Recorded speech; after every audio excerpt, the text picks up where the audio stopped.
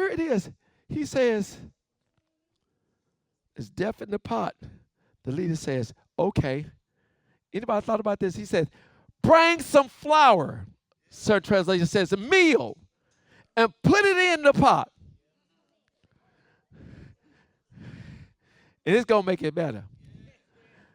Here's the problem to anybody who know how to cook. Anybody who know how to cook? Give me a second. Because I need to laugh about this.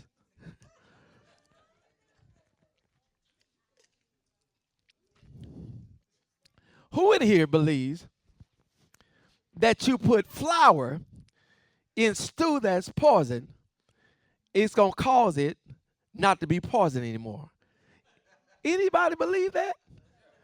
You believe it? You believe that? Okay. Naturally, now let's do naturally. Naturally, can you put flour in something that's poison and make it better? The answer is no. Because flour in itself has a nature of poisoning.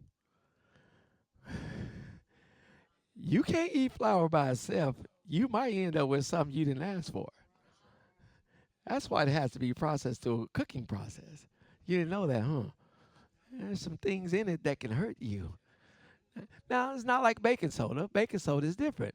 You can have a little baking soda, a little water. It actually help calm the stomach. It'll work with you. But flour has an intention to mess up some stuff if you don't know what to do with it. But what the scripture was showing us, something that was unique.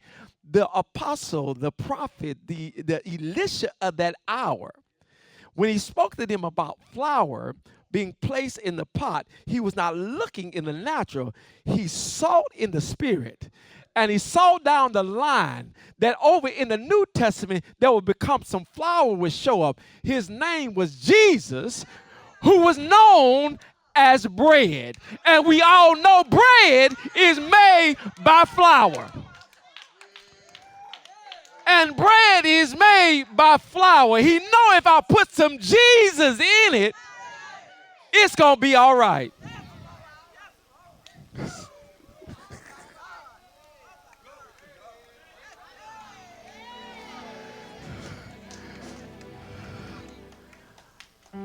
He put the bread of life inside of it.